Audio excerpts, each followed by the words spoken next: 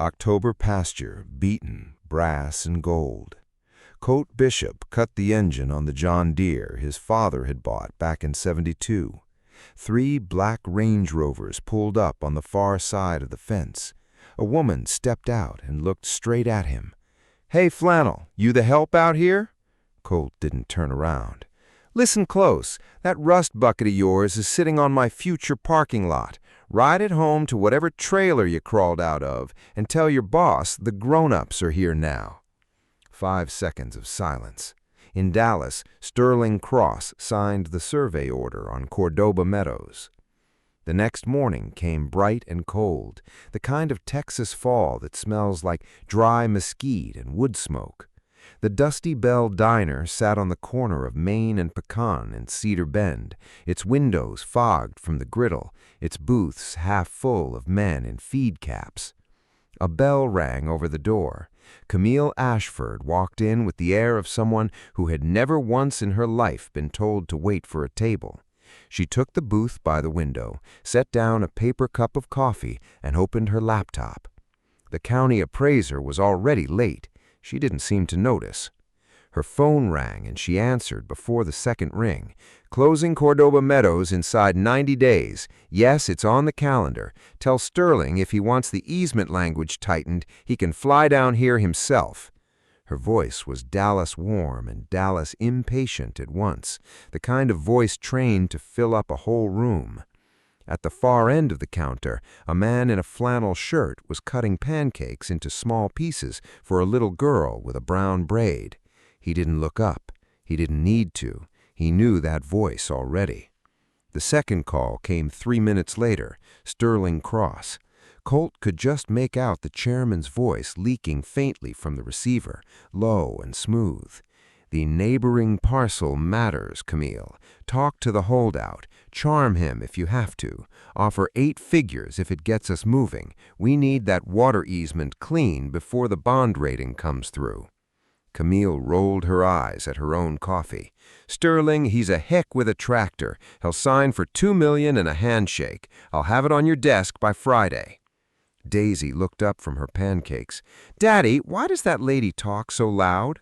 Colt kept his eyes on the plate and cut another bite. "Some people use loud to cover small, sweetheart." Camille ended her call, stretched her shoulders, glanced around the diner, and her eyes caught his. A flicker, 1 second of recognition.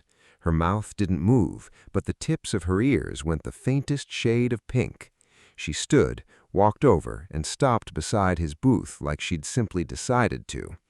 Colt didn't offer his name. He took a sip of coffee and looked over him over the rim of the cup. Camille slid into her professional smile, the one she'd paid a coach in Dallas $8,000 to perfect.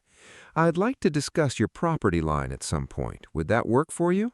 Colt set his cup down. "Property line's been there since 1887, ma'am. Hasn't moved."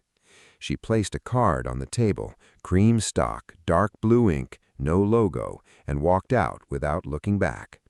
Daisy reached over, picked it up, turned it over and squinted at the blank side like it might tell her something. Colt slid it into his shirt pocket without reading it. That night he stood on the cedar porch of the old white frame house, watching the surveyor's headlights sweep slow patterns through the pasture past the creek. 1 light on the Cordoba Meadows side, then 2, then 4.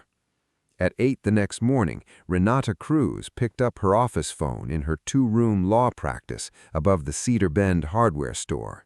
Camille was already on the line, mid-sentence. "I need a list of holdout landowners adjacent to Cordoba Meadows. Anyone's signature might be needed for the easement adjustment within the hour." Renata reached for her notepad with one hand and her coffee with the other. She gave 3 names slowly. None of them was Colt Bishop. "What about the parcel east of Cordoba Meadows, the one with the old white house and the John Deere? I drove past it yesterday. Who owns that?" Renata set her coffee down. "That parcel is privately held. Owner doesn't take meetings." She hung up before Camille could push further. Then she sat at her desk for a full minute, staring at the wall. Eventually, she opened the bottom drawer of her filing cabinet. Behind a row of plain manila folders sat a leather binder. Bishop Cattle Company, Deed History, 1887 to present. She rested her hand flat on the cover. She didn't open it.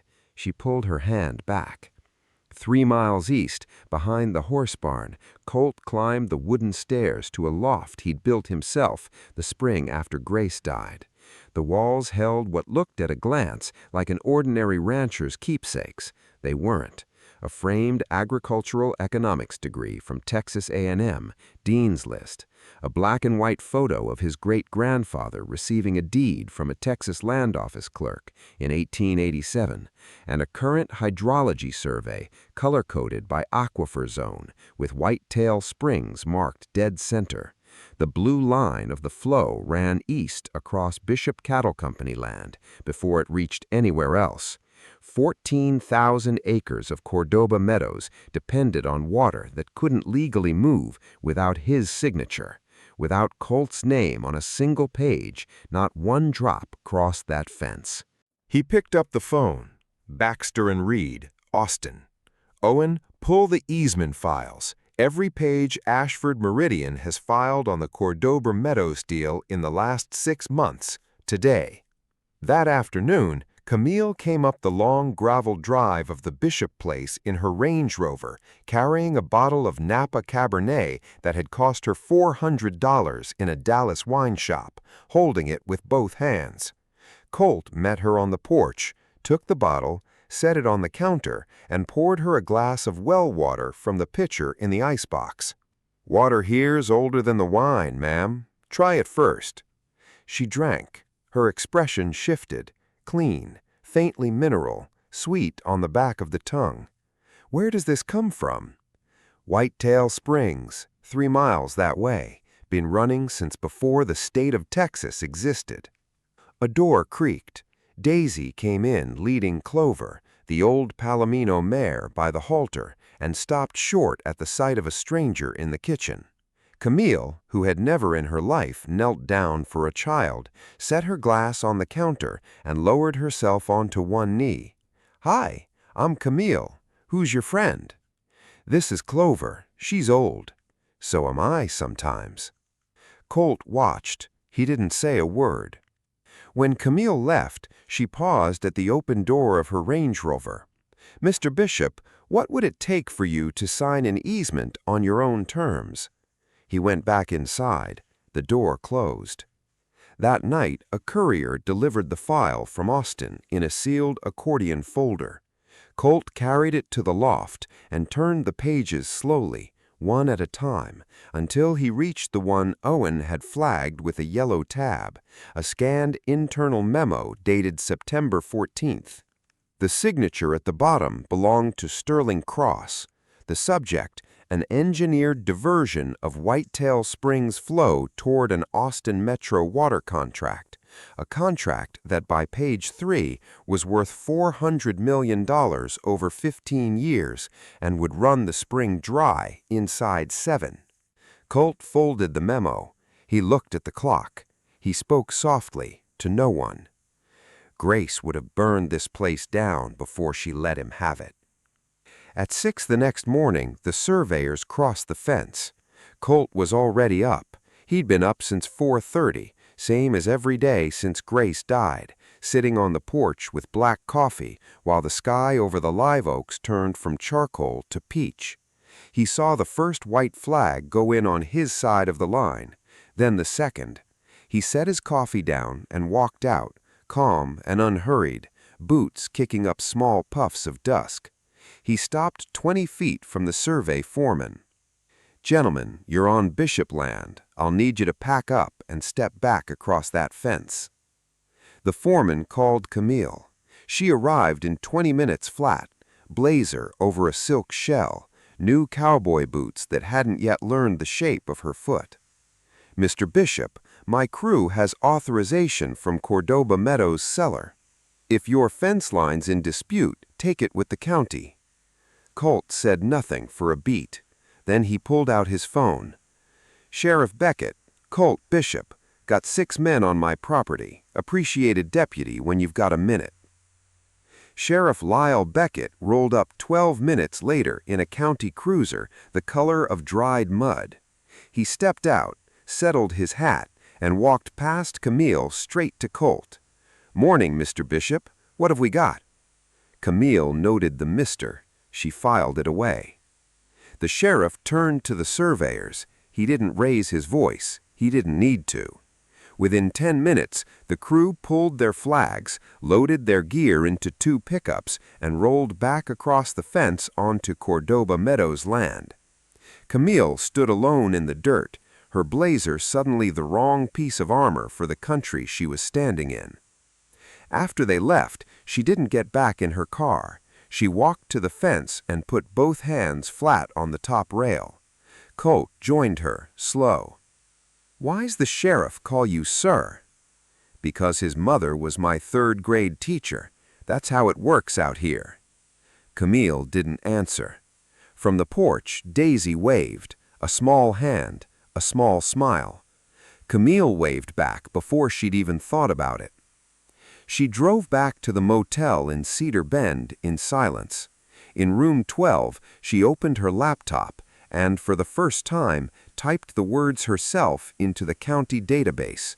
Bishop Cattle Company, Mesa Blanco County. Acreage, 14,237. Last appraisal, $118,400,000. Sole owner, Colt A. Bishop. She read it 3 times. The words from that first afternoon, future parking lot, echoed back in her own voice, inside her own head, and she didn't like the sounds of them. Her phone rang, Sterling Cross. She let it ring out, then turned it face down on the bedspread. That same evening, Renata drove up the long gravel road to the Bishop place with the leather binder under her arm. Colt and Renata sat on the porch in the blue evening light. She set the binder on the table between them. "Colt, Cross has already filed paperwork through a shell entity to claim adverse easement against the Eastern Flow Channel. He's not going to ask nicely. He'll try to take it through the courts and the legislature both." Colt poured 2 fingers of whiskey into each glass. He didn't say anything. "And he's holding something over my son," Renata said. "Marcus just made associate at a firm in Dallas. Cross sits on their advisory board.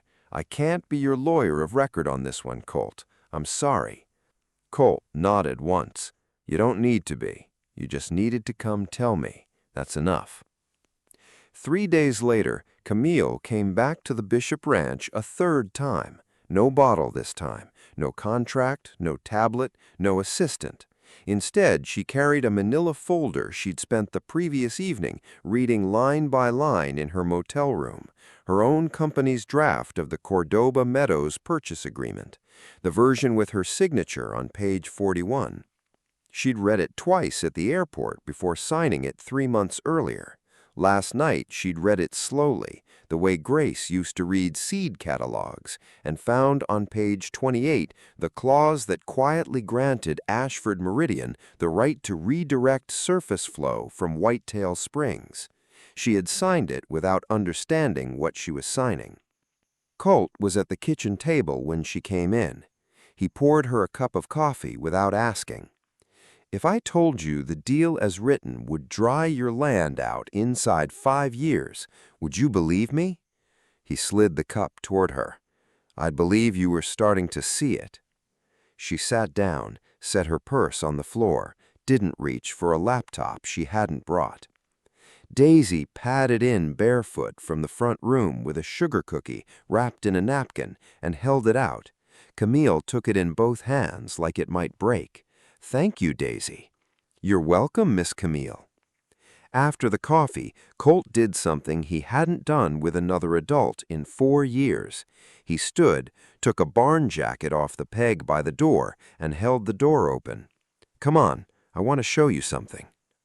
They walked the long way around the south pasture, past the windmill that still turned, though nobody needed it to, past the pecan grove Grace had planted the year Daisy was born.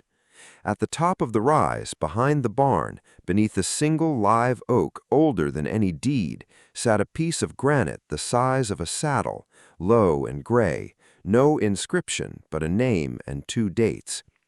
A clay pot of bluebonnet seedlings sat at its foot. "My wife knew this land better than I do," Colt said. "She used to say land doesn't belong to anyone. People belong to land. Sterling doesn't understand that. I don't think you did either until this week." Camille looked down at the grass. She didn't answer for a long moment. "I was raised in a high-rise, Mr. Bishop. My father sold leverage. He went broke twice. He raised me on the phrase, 'Never love anything that can't appreciate and value.' He meant it kindly. Now I'm not sure what he taught me was right." They walked back in silence. By the barn, Daisy was brushing Clover's flank, talking to the mare in a soft stream of nonsense. Camille stopped at the fence and watched Colt stop behind her and watched his daughter. The distance between them, in steps, in years, in being two different kinds of people, shortened by one. Neither spoke, neither moved away. The Ashford Meridian boardroom in Dallas sat on the 43rd floor, all glass and oiled walnut, with a view of downtown that once made Camille feel like she'd arrived. That morning, in her usual seat at Sterling Cross's right hand, the view looked smaller than she remembered. Sterling opened the meeting by announcing a compressed timeline, 30 days to close Cordoba Meadows instead of 90. He wanted the spring diversion application filed with the Texas Water Development Board before, he said with a smile, any noisy neighbors got litigious. Camille kept her face still. "Sterling, the easement isn't clean. The Bishop parcel controls upstream flow. We need his signature or the deal collapses in due diligence." Sterling's smile didn't waver. "Camille, Bishop's a sentimental man with a kid and a dead wife. He'll sign for the right number, and if he doesn't, we have other ways."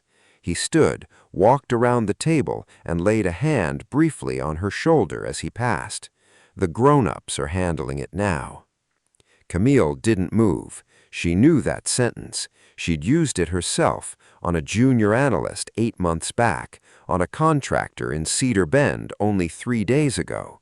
She'd used it because Sterling had used it on her 4 years earlier, in her first week on the job, and she'd absorbed it the way a child absorbs the cadence of a parent's contempt. She sat still until the meeting ended. Then she walked to the women's room on the 43rd floor and stood in front of the mirror without turning on the water. She took out her phone and called Renata Cruz. "Off the record, what kind of man is Colt Bishop?" A pause of exactly 3 seconds.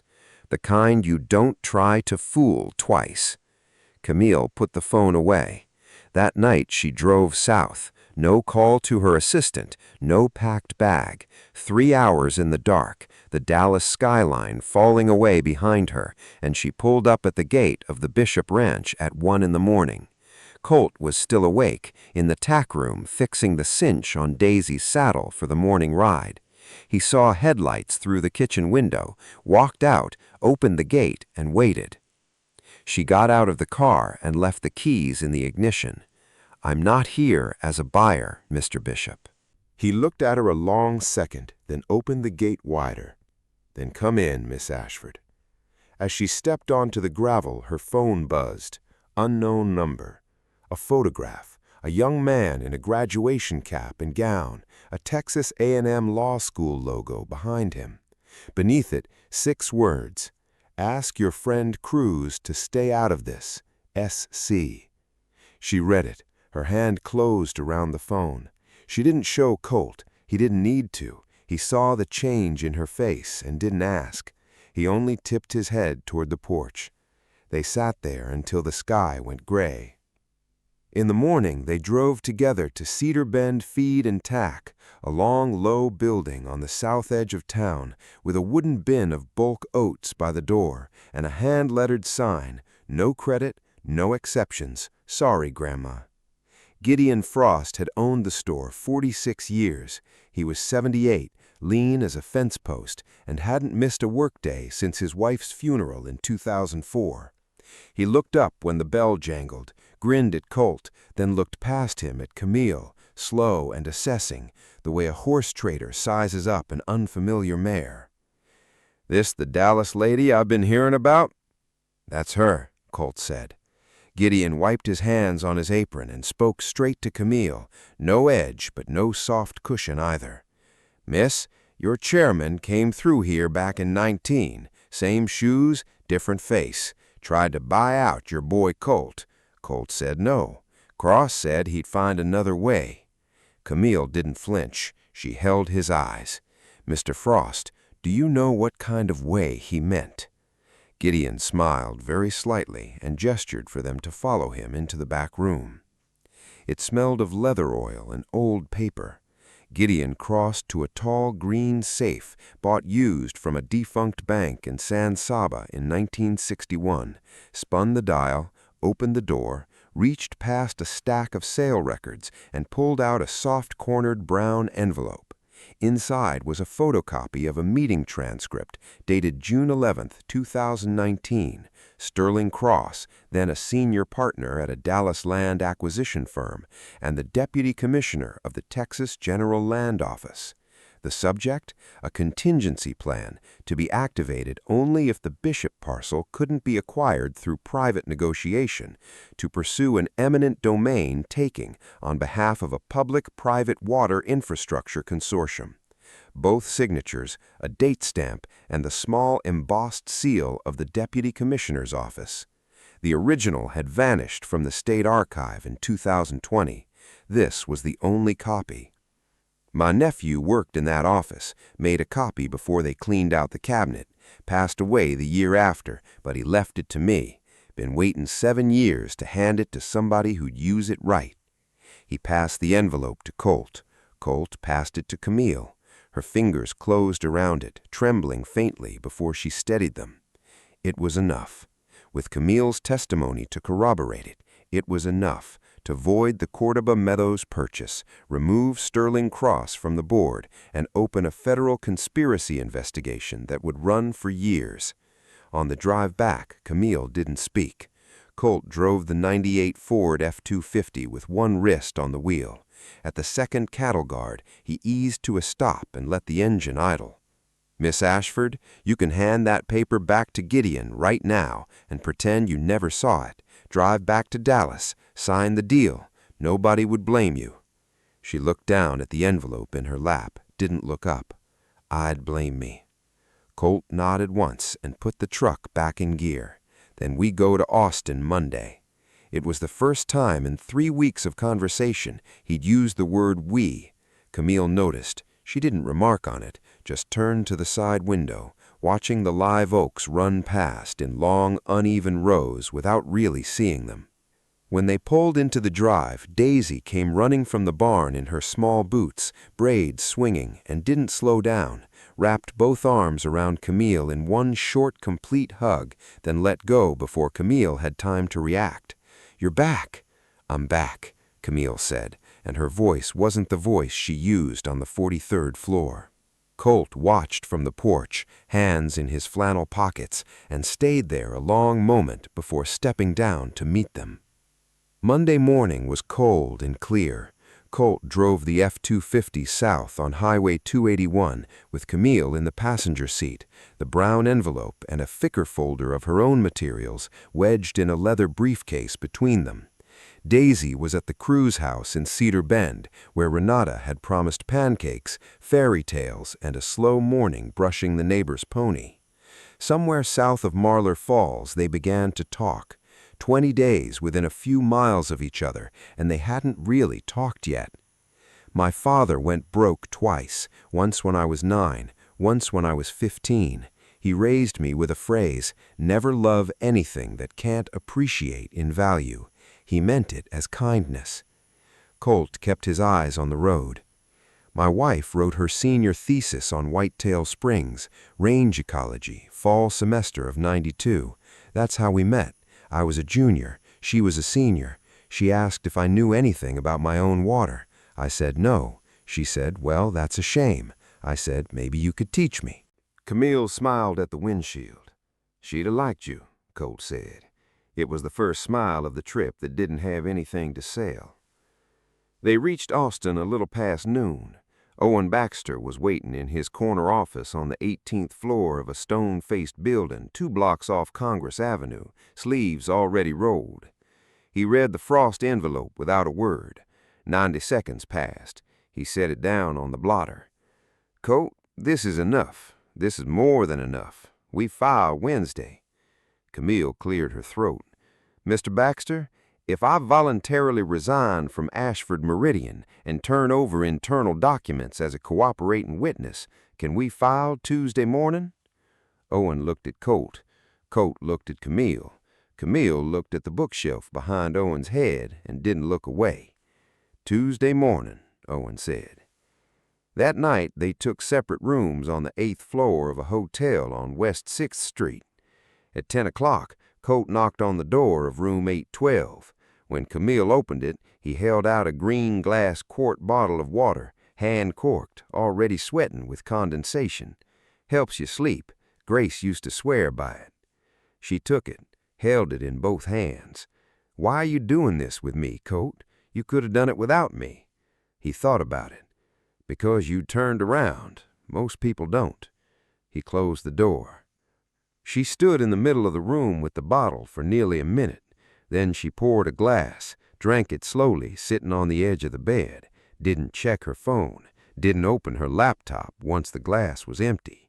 She lay down on top of the comforter, fully dressed, and slept for the first time in 3 nights. In Dallas, Sterling Cross made his 4th call to her phone. None of them were answered. He turned to his security director on the line. "Find her." At 7 the next morning, Camille knocked on the door of room 810, wearing the same blazer as the day before, holding the empty water bottle by the neck. "I'm ready." The clerk's office of the Travis County Civil District Court opened at 9. Owen Baxter was the first attorney through the door. He filed 3 documents at once. First, a civil complaint on behalf of Colt A. Bishop and Bishop Cattle Company against Ashford Meridian Land Holdings, its board chairman Sterling Cross individually, and 17 co-defendants, alleging conspiracy to commit fraud, attempted abuse of eminent domain proceedings, and willful violation of Texas surface and waterground law.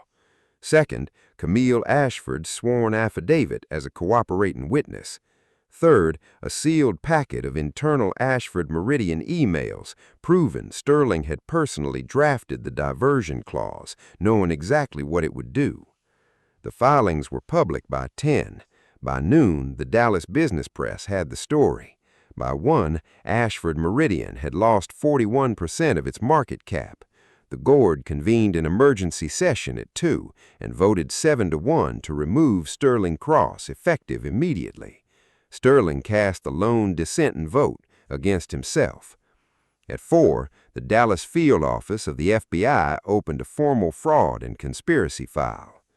Colt and Camille walked out of the courthouse together. They didn't hold hands. They crossed Congress Avenue in the slanted afternoon light and walked 4 blocks to a small coffee shop with a tin ceiling, sitting at a table by the window. Camille set her hand flat on the wood. Colt set his 5 centimeters away from hers. Neither moved. "What happens to you now?" Colt asked. "I don't know. The board might keep me, might not. Either way, I'm not going back to being the same person in that office." Colt looked out at the street. "There's room at the ranch if you need to think for a while. Spare cabin's been empty since Grace's sister moved out." She turned toward him. "Colt, that's not nothing what you just said." "I know."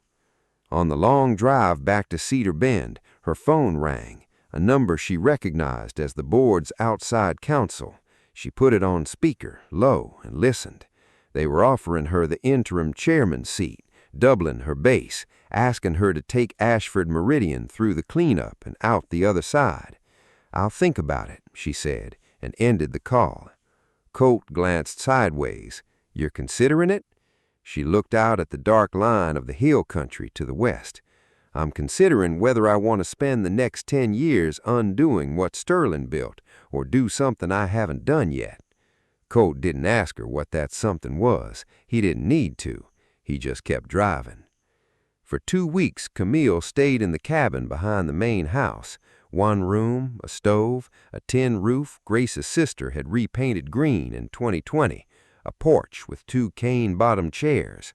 Camille wore jeans she'd bought at the feed store and the cowboy boots Colt had quietly left by the door her second morning there. By the end of the first week, there was real mud on them. She drank coffee on the main house porch every morning with Colt and Daisy. On a Thursday, Daisy taught her how to tie a proper cowboy knot, the kind that holds a halter rope to a fence post and pulls free with one tug. 2 loops, Miss Camille, through the back, like a real knot, not a city knot. Camille laughed, a clear, open laugh she didn't remember ever making before, her head tipping back against the porch post. Colt watched from the kitchen window, coffee in hand, and didn't look away. She formally declined the chairman's seat the second Monday. In its place, she announced the founding of the Ashford Meridian Land Trust, a nonprofit conservation foundation chartered under Texas law to protect family ranches from corporate acquisition and aquifer draining development. Initial capital, $40 million, drawn from her whistleblower award, her personal savings, and the sale of her Dallas penthouse. The grand jury indicted Sterling Cross on the 23rd of October on federal counts. He was remanded to home confinement pending trial. His Cordoba Meadows shell entity collapsed within a week. Gideon Frost was called as a witness. He wore his old Stetson and a tie his late wife had picked out for him 40 years earlier, and answered every question in short, plain sentences. When he stepped down from the stand, Colt was waiting for him in the hallway. Gideon put a hand on his shoulder. "Grace would have been proud, son." Colt nodded. He couldn't get any words out. Renata Cruz, her son Marcus, now safely employed at Baxter & Reed in Austin, out of Sterling's reach for good, finally opened the leather binder she'd kept in her bottom drawer for 7 years. Behind the deed history was a single folded sheet of cream stationery, Grace's handwriting, a note written 6 months before the accident. Renata drove out to the ranch on a Friday evening and put it in Colt's hands. He sat at the kitchen table to read it. One line he'd never seen before. "If I'm not there, Colt, find someone who can stand on this land without trying to own it." He read it twice, folded it, and put it in his shirt pocket. He walked out onto the porch. Camille sat on the top step with Daisy beside her, teaching her to find the first stars of December. By the first week of December, Cordoba Meadows had been acquired by the Ashford Meridian Land Trust for $89 million, well below the price Sterling had once chased, but enough to satisfy the seller's note and the lender. The land went under a perpetual conservation easement. Whitetail Springs received state-level protective designation. No diversion would ever be drilled. The Austin Metro water contract was reassigned to a desalination project on the coast, where it should have started in the first place. Camille moved out of the cabin the second week of December into a small rented house on the south end of Cedar Bend, close to the ranch but not on it. Yellow door, porch facing east. She liked it. She wasn't ready yet for what lay between the cabin and the main house. Colt understood. He didn't ask. When she came for supper on Wednesdays, he simply set a third plate. A few days before Christmas, on a clear afternoon, Colt walked the fence line between the Bishop place and Cordoba Meadows with a coil of new wire over one shoulder and a post driver in his hand. The sky held that high, cold blue that only shows up in Texas in December. It was the same stretch of fence where Camille had once stood in city heels and a tailored blazer and called her pasture her future parking lot. She came down the dirt road on foot in her boots, carrying 2 paper cups of coffee from the Dusty Bell. She handed him one. They worked without talking for almost an hour, her holding the wire taut against the cedar posts while he drove them deeper into the caliche. Her hands had small calluses now, on the fleshy part of their thumbs from 2 weeks of work. When the last post was set, they straightened up together and looked west across the pasture toward the rise where Whitetail Springs ran cold and clear, older than the state of Texas. "Colt," she said, "I don't know what this is yet." He set the driver down and looked at her a long moment. "It doesn't have to be anything yet. Land doesn't rush." She nodded once and didn't look away. A small thudding of boots came up behind them.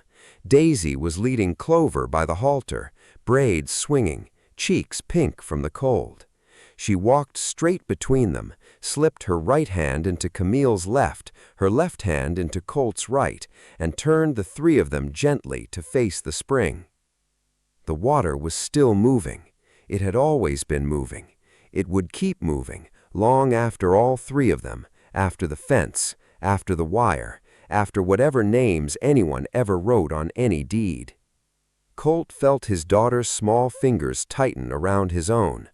On Daisy's other side stood the woman who'd stood on this same line back in September and tried to take it from him, now standing on it with him, in the same cold, looking at the same water. He didn't let go. Neither did Camille. Some fences mark where land ends. Others mark where it begins.